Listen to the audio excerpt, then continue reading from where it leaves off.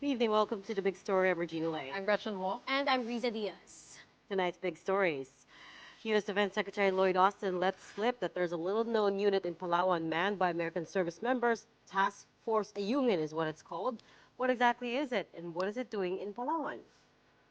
House Speaker Martin Romualdez tells Vice President Sara Duterte, if you really feel sorry for your staff getting grilled at the hearings, show up and explain the confidential expenses yourself. And what's touted as the world's largest integrated solar and battery project will soon rise in Nueva Ecija. The Meralco Terra project promises to deliver as much as 3,500 megawatts to Luzon or the Luzon grid by 2027.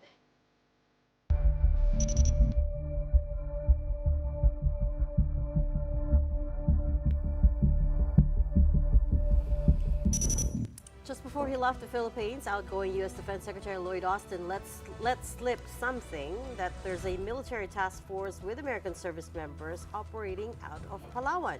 But the public didn't know about it until now. Task Force Ayungin, as its name suggests, will zero in on guarding the shoal where the BRP Sierra Madre is grounded. Now the question is this the first sign of the Philippines accepting American help in the resupply missions? Kyla Macantan has tonight's big story. The secret's out, if it was meant to be a secret in the first place. While on a visit to the AFP Western Command headquarters in Palawan just this Tuesday, U.S. Defense Secretary Lloyd Austin confirmed the existence of what looks like a military unit of American troops. The announcement, or more of a slip as some observers see it, was made via a post on X, where Austin mentioned the term U.S. Task Force Ayungin for the first time, while thanking American service members deployed to it. Obviously, the task force focuses on Ayungin Shoal, otherwise known as Second Thomas Shoal, which is well within the Philippines' exclusive economic zone, being just over 100 nautical miles from Palawan, where Westcom is. Ayungin is also where the BRP Sierra Madre was grounded in 1999 to serve as a permanent outpost. How did the task force come about? National Security Advisor Eduardo Año is not saying, but clarified that a special group will only provide technical support to operations in the West Philippine Sea. He stressed that Americans will not have direct participation in rotations and resupply mission. It is purely, solely a Philippine armed forces, Philippine forces operation. The Westcom supported by the Philippine Coast Guard. The U.S. Embassy in the Philippines said Task Force Ayungin enhances the U.S.-Philippine alliance coordination and interoperability by enabling U.S. forces to support AFP activities in the South China Sea. The AFP also insisted help from the U.S. only comes in the form of technical assistance through information sharing and will only be within Westcom in Palawan. This information, AFP added, when they plan and implement programs and activities meant to protect WPS. What both Filipino and American officials are not saying at the moment is if the Ayungin Task Force signals a direct commitment from the United States. Recall that America has repeatedly offered to assist in supply runs in the shoal or do patrols with the Philippines in disputed waters. Manila has declined each time, saying its armed forces and Coast Guard can still manage. Mobile journalist Kyla Macantan, we are One News. Okay, let's get into it. Let's try to make sense of this. We have with us tonight a resident geopolitical analyst, Richard Heydarian. I'm sorry, I forgot the other descriptions, descriptors. Blogger extraordinaire, lecturer TikTok at dancer. Asian Center of UP. Wonderful guy, amazing, beautiful, beautiful. Now TikTok, now Self-proclaimed influencer. blogger, yeah. TikTok dancer. Task Force Ayungin is what we're here to talk about tonight. Right. There's a lot of questions around this at the moment, a lot of confusion, precisely because we're only finding out about this now. U.S. Defense Secretary Lloyd Austin in a tweet, and nobody knows at this point whether that was intentional or not. Let slip, and that's why we use that verb, let slip, that there is such a thing as Task Force Ayungin. I know they've explained it away by saying it's just technical assistance via Right. information sharing, but wasn't that already happening before? And Yeah. why do you need a task force for that? What do you make of it? With just a few months before a second Donald Trump presidency and a very interesting cabinet coming together, which we can discuss separately. Everyone's talking about Trump proofing, but this is, I think, more 6 months ago. What we're seeing right now is what I call pre-Trumping. right? Okay. You're kind of trying to out-Trump Trump, right? So we already see that in Ukraine, where the United States, you know, in the 11th hour is clearing Ukraine to use NATO, including American missile systems against Russia, right? We already saw the update just a while ago about even allowing the Ukrainians to use anti-personnel mines. Right, so you're seeing here that the Biden administration, because they have nothing to lose anymore, is to go all in on different conflicts. Now that brings us to the second Thomas Sholayongin issue. Now, obviously, the United States has made it clear that the Mutual Defense Treaty applies to any of our public vessels, aircrafts, and yung mga sundalo natin. Right. So our military personnel. And that's what makes Ayungin Shoal extremely important because we literally have a military base there atop BRP Sierra Madre. So it would be impossible to think the Americans would not be involved in the situation there, especially after the escalation we saw earlier this year, and some of our folks even losing their finger and almost getting injured. So this is a confirmation of, I think, what has been there for quite some time. The only question here is the Biden administration laying down the ground for more direct American involvement? That's right. Or they're just trying to preempt that and say, hey, if ever, before Trump takes credit for anything big or important there, we have already been laying this down. So I think it's more about, I call it pre-Trumping, right? Maneuver. Trying But to we're totally out-Trump not Trump. surprised. Now, just to be clear, it is different for the U.S. to have like shadowing vessels or drones while we're doing patrols than something which is more like intelligence sharing and coordination and what you That's can call right. Exactly. offshore. Like, we're just here, just in case you also need us to come, we'll come. That's different from, oh, let's go there together. Correct. So I think there are Exactly. levels of coordination. We're not level like 5 or 6 yet. We're still at level 1 or 2. But eventually we may go there. if things That's get what I was trying to ask. Like, do you think one of these days that could very much happen, that they could also be joining us in the resupply missions? We've denied their help. They've been offering help, Right. but the Philippines says we can still manage.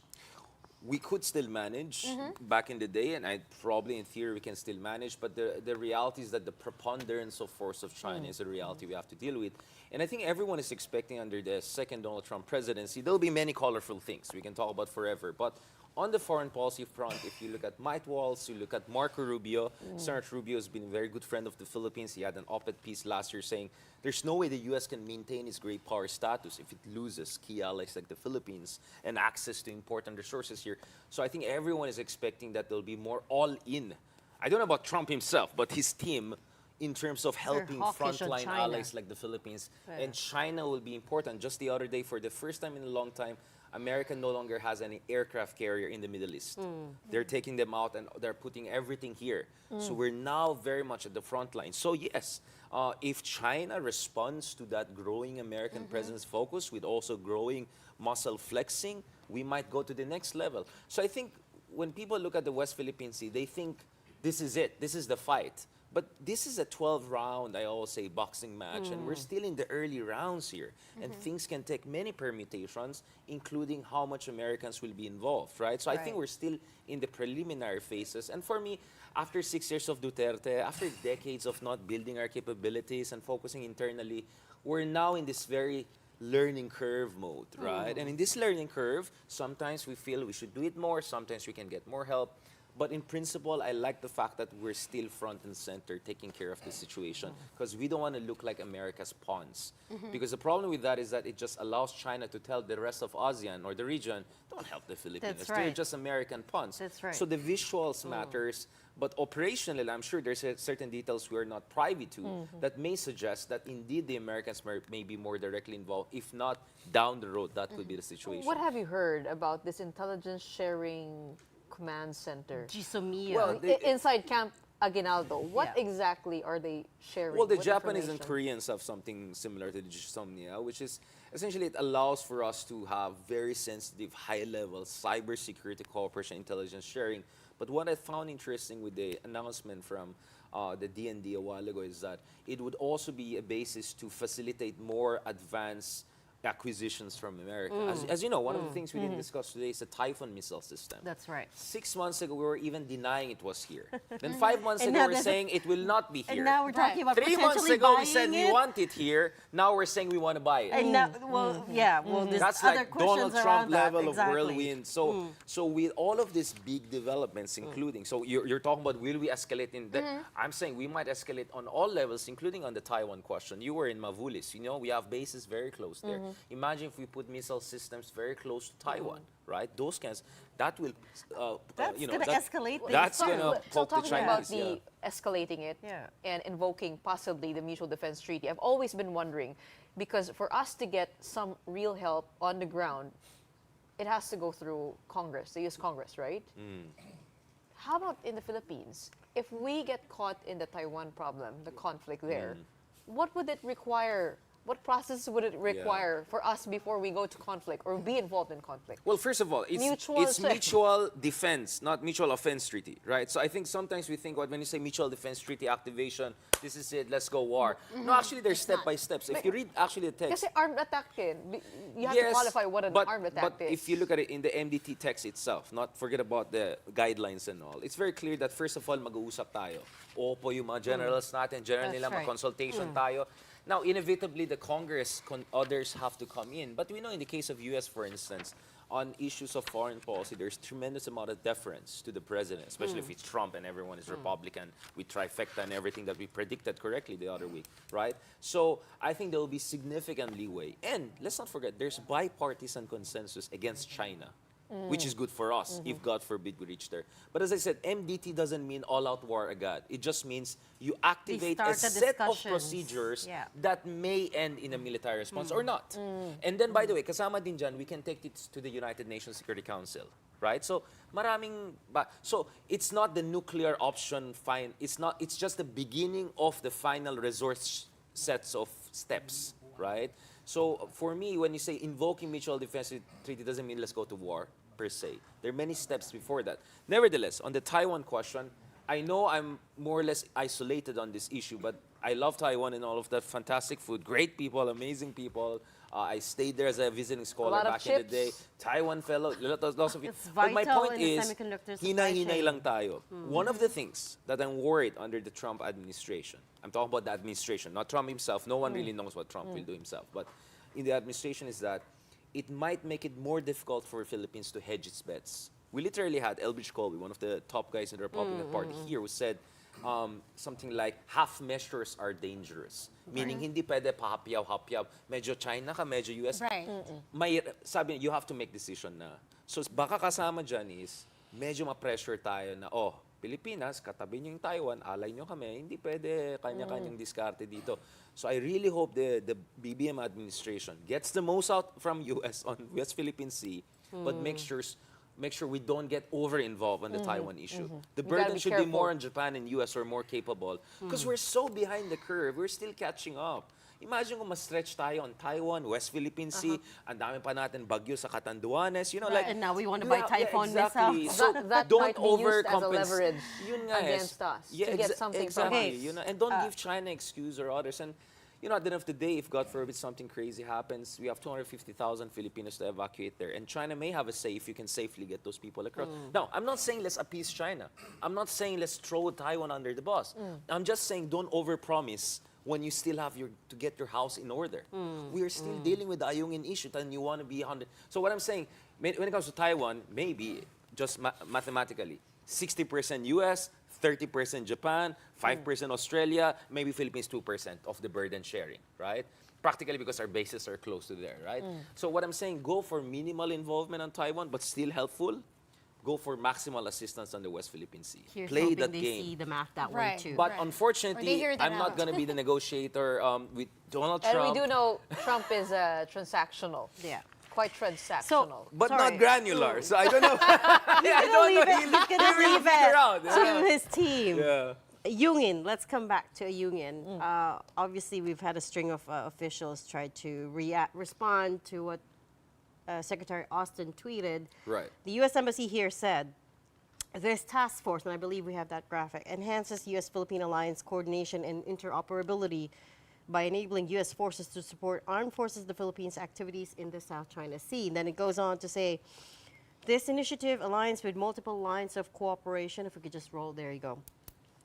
Multiple lines of cooperation between U.S. and Philippine forces, including the Mutual Defense Board Security Engagement Board process and the Bantay Dagat framework, in addition to our long-standing shared efforts to address regional challenges, foster stability, and promote a free and open Indo-Pacific. It's a lot of Beautiful, high-level diplomatic speak. Right. Translate it for We us. simplify. What does that mean? In short, this is just a natural flow of where this alliance is going, right? I would love to see Donald Trump But- giving a but- shorthand version of But that. the yeah. word interoperability there stood out to me. That Again, means if there's a does that mean contingency, practical we are terms well now? coordinated. We can work together. Because Luckiest. for a long time we were just talking about information sharing between the two militaries, and as Riza pointed out, the armed forces here has repeatedly begged off American Yeah. tangible American help, and now we're saying interoperability is what this task force is doing. Again, is that a sign? I think we're we're reading too much okay. into it. I think, we were supposed to do a lot of things with our alliances long time ago, and we didn't. Okay. Because, we're the only country to kick out the Americans. The Japanese and Koreans kept the Americans. The Australians even had them even more in Darwin. The Singaporeans welcome. We're the only ones who kicked the Americans out. So there was this huge period from 1990s to 2000s whereby we really didn't work on these issues, maritime security. So it's either global war on terror and counterterrorism, or still getting back to where we started. Now I think finally the foundations of the alliance are congealing and crystallizing. And if there's one good news is that we see a continuity from Trump 1 to Biden and potentially to Trump 2.0. 2.0. So I think this is the continuity we can rely on and we have to push for. And the fact that you have people like Marco Rubio, who are good friends of the Philippines. Maybe you want to ask Senator Trillanes. It's like he met him a lot of time back in the day. So there are a lot of points whereby I think we can be hopeful about a sort of As continuity. far as the defense Yeah. Now, in and spite of having commitments. colorful Yeah. people like, and I've, President Marcos Jr. is, I think, the perfect person to deal with President Trump. They're just going to talk about Ma'am Imelda Marcos and their The great Trump days Tower. in Manhattan. Oh, well, they deny that. Their great days in Manhattan. Their and all. Supreme Court ruling. Yeah, so I think they can just keep it there and let the professionals handle the operational side. At the end of the day, let me just say this. I'm still cautiously optimistic about everything that is happening because finally we're figuring out what we want, what we can do, and where we want to go. And the reality is that we didn't have that before. Ang gulo natin. Right. Diba? Kay Aquino dito, kay Duterte dito, kay It's always Arroyo. been like gray. Now it's one direction. Yeah, medyo klaro na. So, and we have to make it clear to the rest of ASEAN, this is not a BBM thing. This is a Philippine national interest. This is our consensus nowadays, with a few fringes here and there outside it. But 90% of Filipinos support where we're going, if you look at the Right. surveys and what they say. So, I think we're on the right path. We just have to make sure na steady lang yung direction of the wind and that we adjust accordingly and we play those granular game that I don't think Trump will appreciate. 6 days ago, it was reported that the Ayungin resupply mission went without incident. Where do you think China is now? What? I mean, it was quite surprising that No, diba? After the It was very peaceful. June-July incident, we had a number of safe. Because remember, di ba meron tayong parang notification mechanism? Right. Na That medyo we may give advice mystification. now. Yeah. Sabi ng China, they're getting our permission. Sabi ng Philippines, no, we're just notifying. Yes. Hey, We ito advise kami ha, them. pero wala kayong pake. Di ba parang ganun. So actually that worked eh. Kaya ang ginagawa ng China, sa ibang area na tayo pinipressure, like Sabina Shoal, like Scarborough Shoal. So I think China is realizing that medyo mainit masyado yung Ayungin Shoal. And yeah. US is hindi there. may task force Sabina.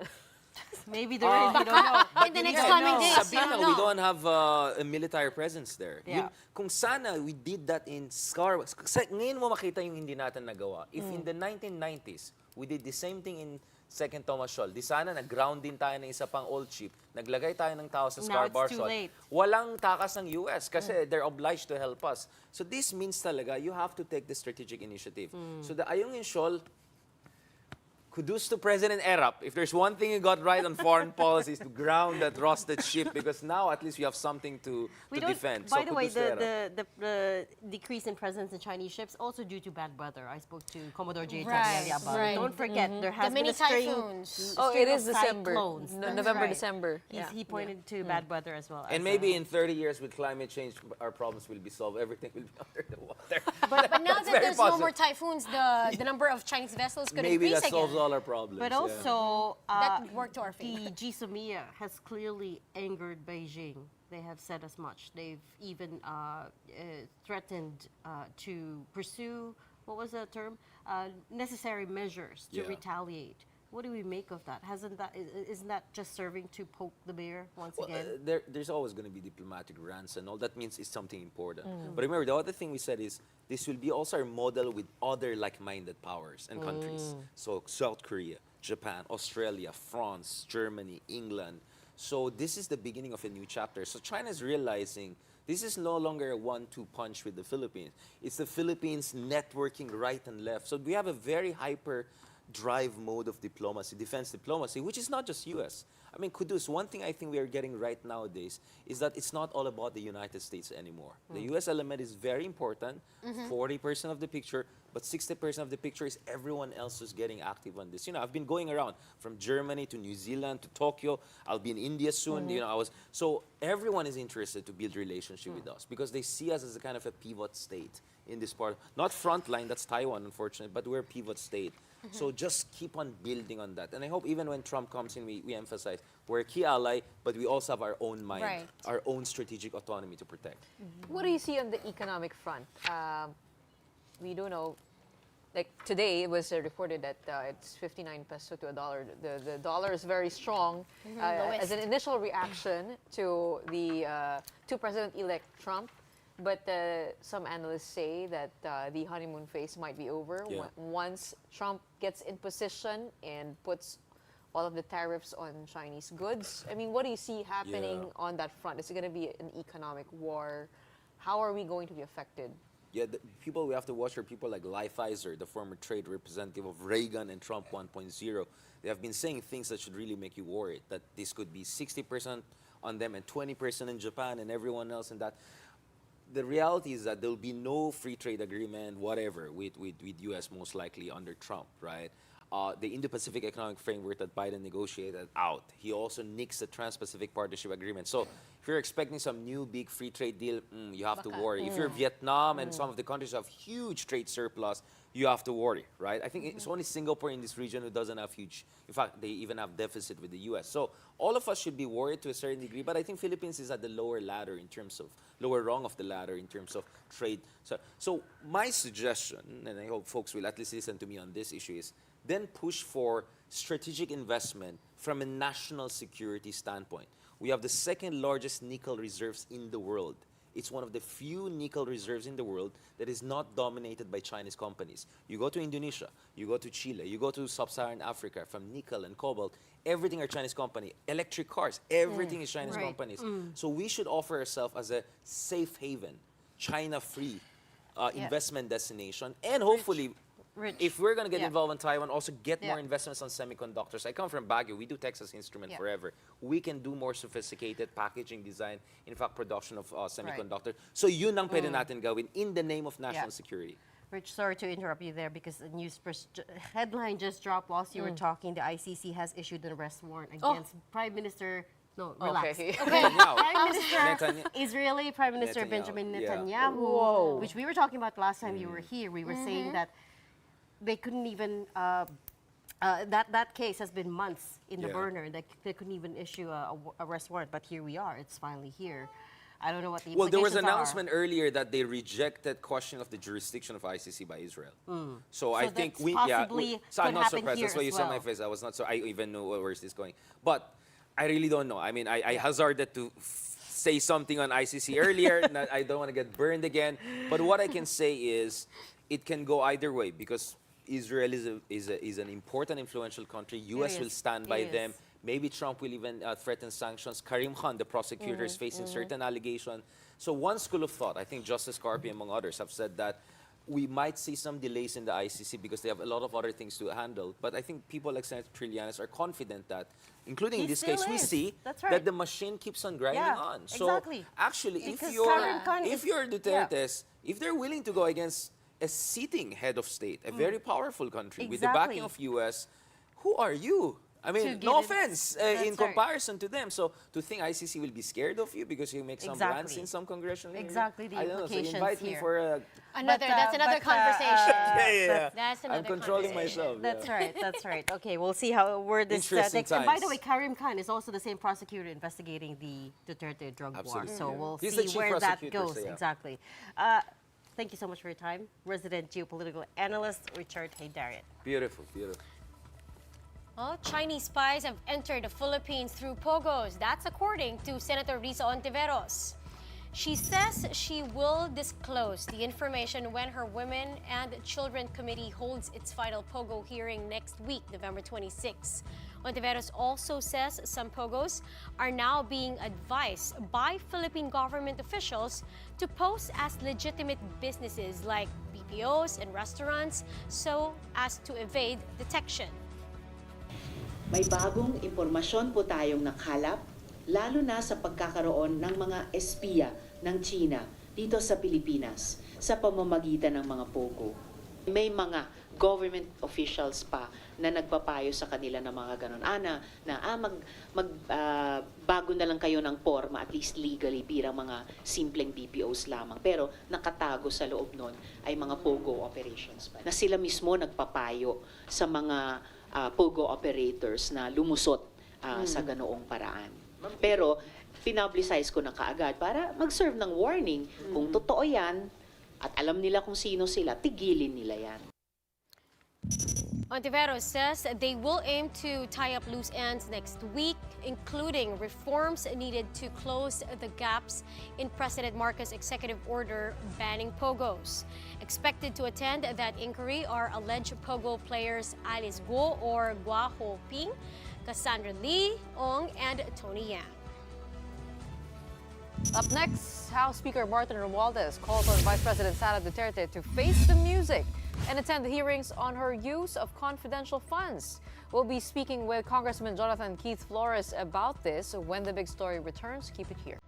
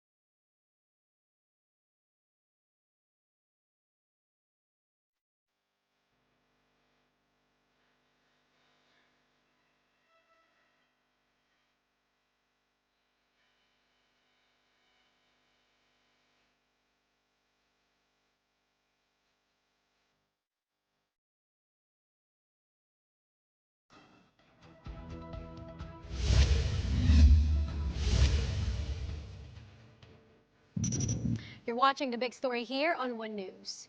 A hypocrite and a victim. That's what House lawmakers had to say about Vice President Sara Duterte after she expressed concerns about her staff getting dragged into the issue over her office's confidential expenses. Marian Enriquez has the story. House Speaker Martin Romualdez is urging Vice President Sara Duterte to show up to the House hearings herself if she truly felt bad about her staff having to answer questions on confidential funds. Dapat na siya sumipot at mag-oath at magsalita at mag-explika kasi siya lang yata may alam kung ano nangyari dyan sa mga pondo kaya dapat siya na mag-explika. Huwag na lang yang bigay sa mga officials ng OVP o sa DepEd. At yesterday's marathon hearing by the House Committee on Good Government, Duterte's Chief of Staff Zuleika Lopez was cited in contempt for undue interference. Turns out the OVP had written to the Commission on Audit back in August, asking it not to comply with a subpoena from the lower house for audit records. That letter was signed by Lopez. Lopez also confirmed VP Sara had known about the letter. Prior to this, 4 other officers of the OVP were also cited in contempt for their repeated failure to attend the hearing, including her special disbursing officers Gina Acosta and Edward Fajardo, who are at the moment nowhere to be found. At a press conference yesterday while the hearing was going on, Duterte said she felt sorry for her staff who were getting dragged into the political persecution of her. Ang ako ang mga kauban sa Office of the Vice President kay kung makita ninyo luwid kayo sila sa pag-persecute sa ako sa pagbukod sa ako sa pagdaot sa ako ang pangalan, naapil ang ilang trabaho, naapil ang ilang pangalan. The House leaders did not take this sitting down with Congresswoman Franz Castro, calling her a hypocrite. So, kasalanan niya yan. Huwag niya kaming sisihin dahil ginusto niya yan na ang mga staff niya yung isa lang. Siya nga yung pinapasalang namin, ayaw niya mag-take oath. So, huwag siyang hipokrita. In a statement, House Majority Leader Manix Dalipe says, "Wag kang pa-victim. Tama na ang pambubudol." He also said that the Vice President should stop using her staff as human shields. It's about time she face Congress, answer the questions, and stop blaming others for her failures and fear of accountability. For his part, Congressman Rog Gutierrez blasted how VP Sara continuously pertains to the investigations as persecution. Hindi po siya fair statement of persecution po kasi we're only doing our jobs in the aid of legislation. Sana mag-participate na lang po. If they were to attend and to participate, I don't think it wouldn't drag so long na po as has happened. Hearing resumes on Monday, November 25, and according to the committee, this might be the last if all 4 OVP officials cited in contempt show up and explain once and for all where hundreds of millions in confidential funds went. For News 5, I'm Marian Enriquez. We are One News. Let's discuss this and more with Congressman Jonathan Keith Flores, who is also in the House Good Government Committee hearings. Magandang gabi, Congressman. Good evening po, ladies. Hello. Hey, Congressman, the Vice President has said back in October that she will be there. Sasamahan daw niya sa detention ng kanyang mga office staff if they get pinned down. But what are you seeing now and what are you finding? And have you tried to contact the Vice President to appear in the next hearing? Well, what's important is that the 4 persons who are working under her office should appear, because there seems to be a concerted effort to hide them. First, you have a travel authority that does not specifically indicate where they're going, and you have other officers who say that they do not know specifically the locations of the staff. So it's obvious that there's a concerted effort to hide these 4 individuals. Yesterday we were listening to the marathon hearing, and there was a long stretch when the officers, the ones who turned up, for instance, Attorney Zuleika Lopez, were being grilled over their knowledge of how the confidential funds were being spent. But what struck me was that none of you guys seem to have bought her alibi that she didn't know, or I'm sorry, maybe I shouldn't call it alibi, bought her explanation that she does not know how the confidential funds were spent. Tell us why. But when I asked the questions, kasi I tried to lay the basis. I asked them if Attorney Lopez was riding a tight ship, and if everyone knew, or if she knew what was going on in the office. And everyone answered in the affirmative. Before I went to the questions on whether she knew anything about the the confidential funds? She answered that it's compartmentalized and that on this aspect, she has nothing to do with it. So parang it's passing on the buck to the SDOs and the Assistant Chief of Staff, which is why you could sense the frustration also of the members of the committee that they needed to ask these questions to these four persons who have been missing so far. The excuse that the OVP is compartmentalized and that she only gets to do the tasks that were assigned to her, that's hard to believe. Oh, yes, it is, because she's the chief of staff and she has the, if you could say, the highest trust and confidence of the head of office. And confidential funds naturally should be handled by the person who has the highest trust and confidence of the head of office. One thing that's being questioned now is how were they able to disburse confidential funds in 20 places in one day? Talk to us about that. Yes, when we asked COA about how confidential funds are used, they answered that the special disbursing officer should be the person who actually disburses these funds. So if there's only one special disbursing officer for the office of the vice president, how could he have physically disbursed these funds in 26 different places in the entire Philippines? That's where the questions of some of the members of the committee were. Now, it's physically impossible to be in all 26 places in one day. Hindi ba po pwedeng digital yon? Kailangan physical talaga. Sent to all. Well, sent to all. if it was deposited, then how could they have signed the acknowledgement receipts? Congressman, what we get from Vice President Sara every time she's asked is she has no knowledge, so and so. What would it take, you think, to have her say a little more, or just keep on saying she doesn't know anything about it? Well, I mean, it's fine with me if she really doesn't know anything about it. Just present the persons who know something about it.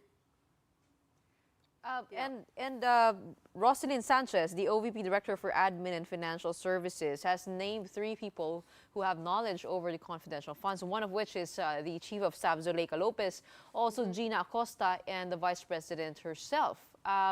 Did she say the same thing in the hearing? Meron na ba siyang sinabi na kung sino ba talaga ang nakakaalam? Attorney Lopez, on the other hand, says that it's only the Assistant Chief of Staff, Ortonio, and Gina Acosta, the Special Disbursement Officer, who has knowledge. And I asked Attorney Lopez kung saan nagre-report itong mga Assistant Chief of Staff niya. And she said that they don't report to her about the confidential funds, so they must be reporting to the Vice President.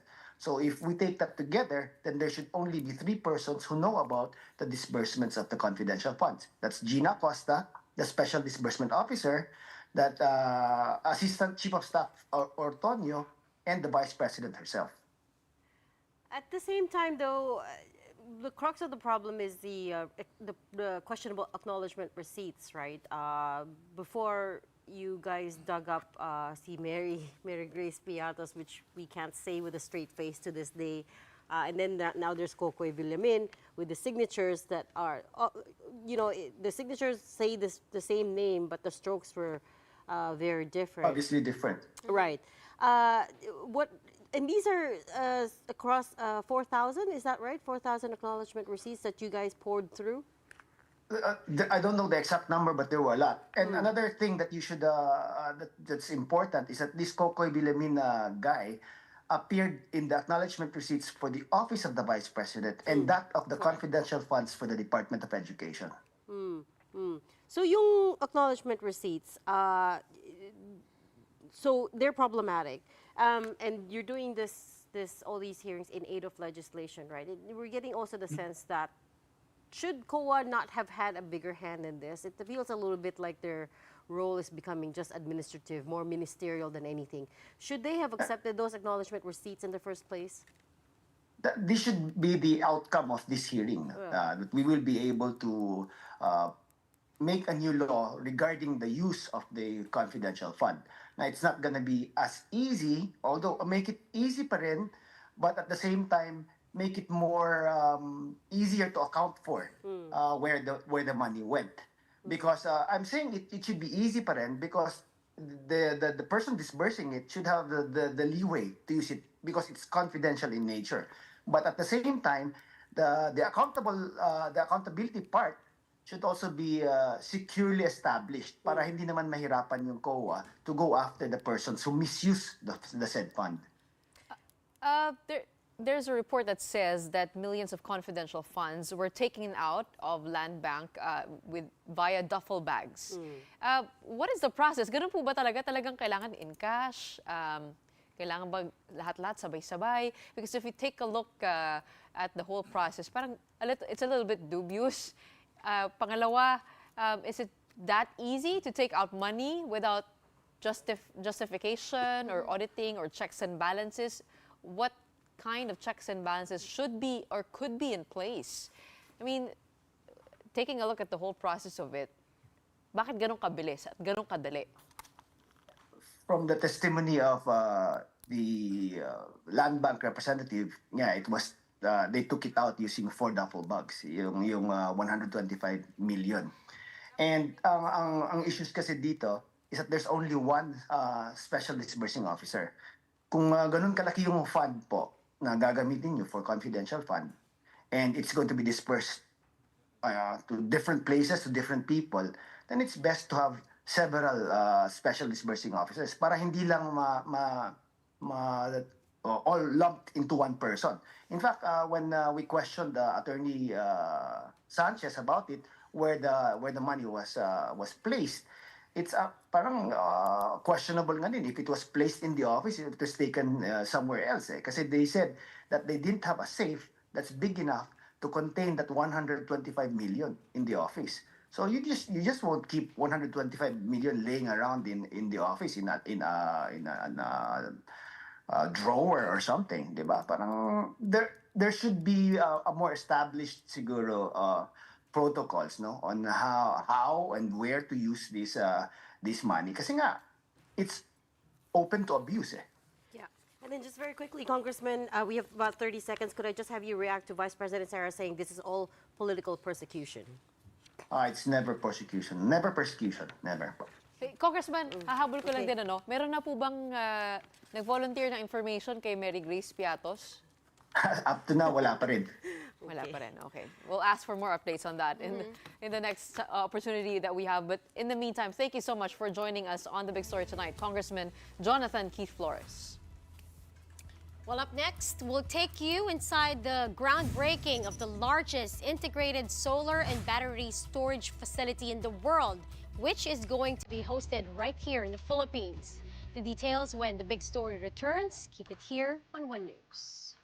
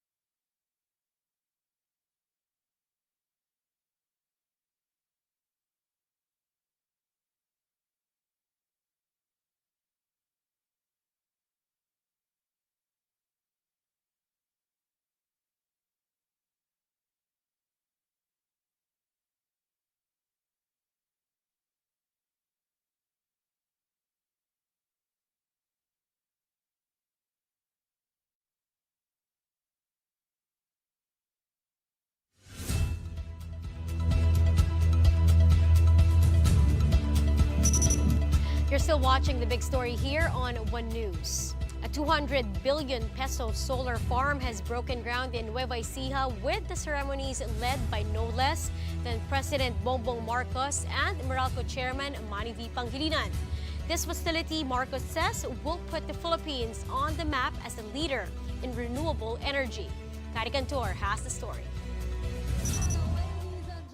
President Bongbong Marcos led the groundbreaking of the Meralco Terra or M-Terra solar project this morning, touted to become the world's largest solar and battery storage facility. The project spans 3,500 hectares across the provinces of Nueva Ecija and Bulacan.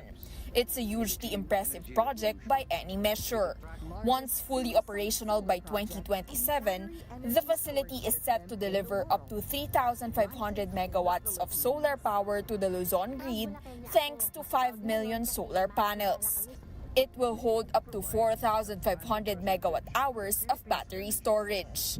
The project is expected to benefit over 2 million households and generate up to 10,000 jobs.